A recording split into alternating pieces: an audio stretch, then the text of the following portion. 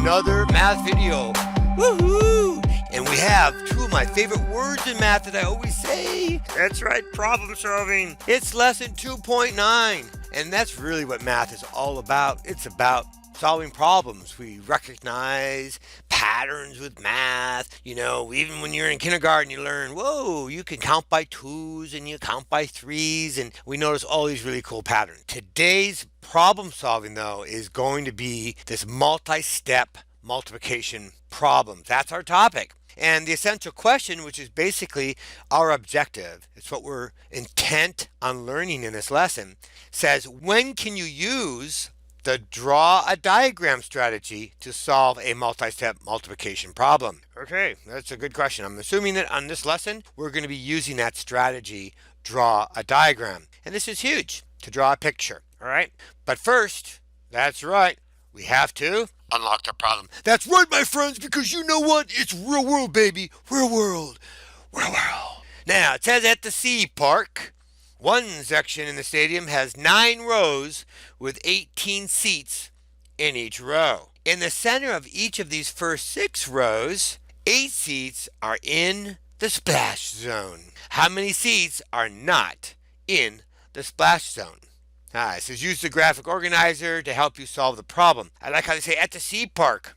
I can think of one sea park in particular. Yeah, they're not having their shows any longer, with those big orcas. So let's take a look. It says first, we need to read the problem.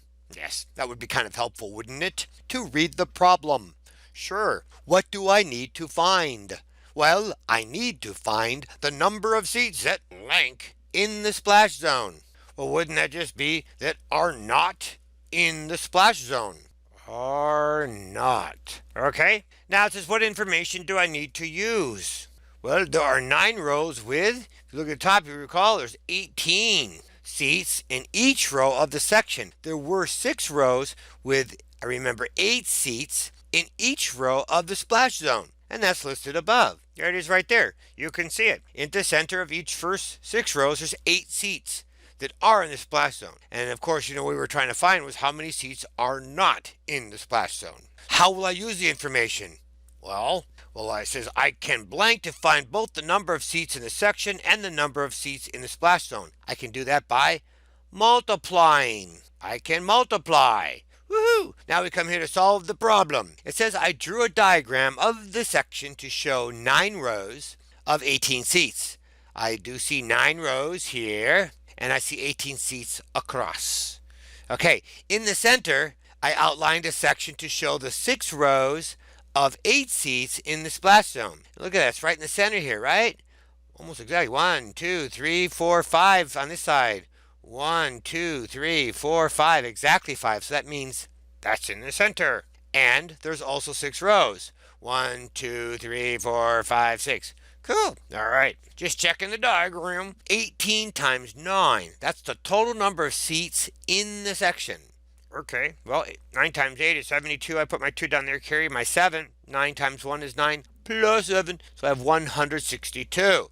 Over here it says seats in the splash zone. You can see it's 8 by 6. So 8 times 6 is 48. So what else do you need to do to solve the problem? Well, obviously, I'm going to need to subtract the number of seats in the splash zone from the total number of seats to determine how many seats are not in the splash zone. So let's go ahead. I'm going to go ahead and write those notes down.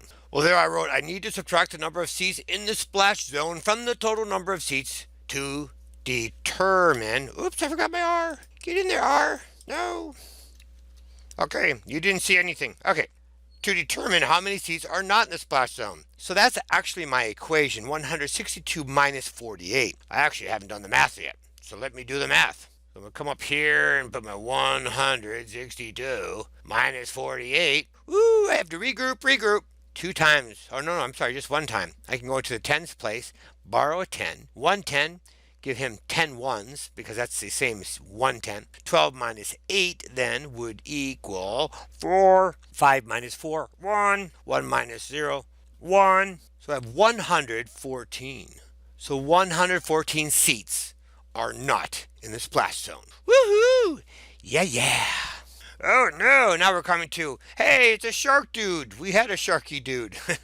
You actually, I don't know, you look like I guess you could be like a great white, maybe a nurse shark, possibly. I don't know. I'm not a shark expert. It says at that sea park, one section of the shark theater has, 8 rows with 14 seats in each row. And then it says in the middle of the section, sounds like our last problem, 4 rows of 6 seats are reserved. How many seats are not reserved? Aha. So we have the same kind of problem. They're using different words to describe the splash zone. These are the seats that are reserved. And then how many seats are not reserved? So let's go ahead and read the problem. So what do I need to find?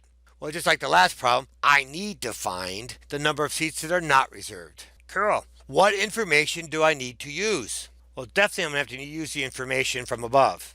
I'm going to use the information that there's 8 rows with 14 seats in each row. I'm also going to use the fact that in the middle section, or the middle of the section, 4 rows of 6 seats are reserved. Cool, there we go. Next question says, how will I use the information? Well, I can multiply both the numbers of the number of rows times the number of seats for that one section, and then I can also multiply the 4 rows with the 6 seats that are reserved.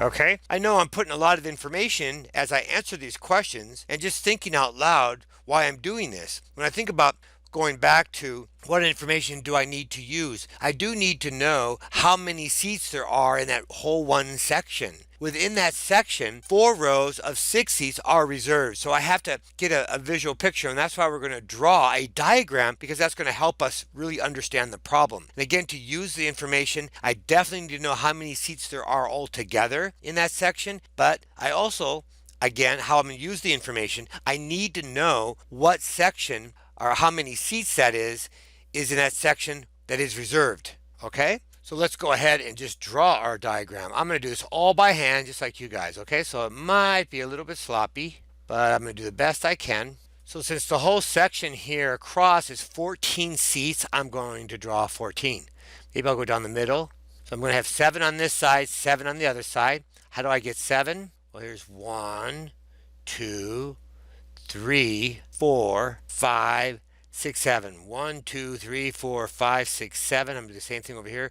1, 2, 3, 4, 5, 6, 7. And I'm just going to do my best, draw the best I can. It's not the neatest work I've ever done, but with this pen tablet, I am kind of limited. And since all in that one section we have 8 rows, I need to do 8 rows. This will be a little bit easier because, again, I'm going to split this in half. So now I know I have 4 on this side, 4 on the other side. That's really easy because I can just split this in half, split that in half. So you have quarters. See, now I have my 1, 2, 3, 4. I'm going to do the same thing in the bottom half. There we go. So the hard part's over. So I have 8 by 14. I'm going to write up here 14 seats. Of course, over here I have 8 rows. Now it does say that the information I'm also going to use that the 4 rows of the 6 seats are reserved. And I believe they said that was the middle section. Let me double check up on the problem. It says in the middle of the section. So if we have 14 going across here, then that would mean if I have 6, 14 minus 6 would equal 8. That must mean I have 4 on each side. So 1, 2, 3, 4. So here's my section right here. And then I'm going to go 1, 2, 3, 4 on this side. So this is where my 4, 1, 2, 3, 4, 5, 6 seats are. So I'm going to write 6 seats. And so that we know it comes up to here. It's just a little marker. Okay. And it also says I have 4 rows. So I just have to count up. 1, 2, 3, 4. So now let's get another color. And we'll just use 2, 3, 4, so we can see this whole section right here. These are all the seats that are reserved. Ooh, I love the color. Okay, and we come down. There we go. So these are the reserved seats. And I know this is a lot of work what we're doing here, but you know what? It helps visualize the problem. You know, this drawing a diagram really helps us get a better understanding what the problem is asking. So sometimes it's worth doing the extra work. Oh, don't forget we have 4, so this is 4 rows here. So I'm going to do this so that you know. 1, 2, 3, 4. So I'll just write right in here. So this was my 4 rows and my 6 seats, my 14 seats and my 8 rows. Now to solve the problem. Well, First thing we need to do, just like the last problem, is we need to know how many seats there were altogether. So first, and I'll write it this way, first I'll multiply 14 times 8, which equals, what is that, 2 carried to 3, looks like 8, 112. Next, I'll multiply, and these little quotation marks here just means the same thing down here, my 6 times 4, which we know is equal to 24. So lastly, or finally, to find how many seats were not reserved, which is what we were trying to find out, I'm going to take my 112 minus 24, which is equal to, and I'm going to do the same thing, decompose. I'm going to do my mental math. I'm going to break 24 into 2 pieces. That means I'll have 12 and 12. Well, one of those 12s I'm just going to subtract from that 112. That will give me 100, but I still have one more 12 I need to take away. Well, 12 from 100 is 88. So this way I could do mental math. So there are 88 seats that were not reserved. Let's see if they have a line down here below for us. Okay, they don't, but I'm going to write it right here then. So I'll put my statement right here. So there were 88 seats that were not, underline it, reserved. And we only have one last question. It says, how did your diagram help you solve the problem? Wow, you know what? That's what I kind of just mentioned earlier. I told you it kind of helped me visualize it. So I'm just going to write that. By drawing a diagram, I was able to, and I'll put the word better visualize the problem. Because this was a multi-step problem, okay? We had to do 2 different steps. Woohoo! Yeah. Are you guys loving this? I'm telling you, I feel like I'm riding a cowboy. This is just the essence of math, solving a problem. Now, I hope that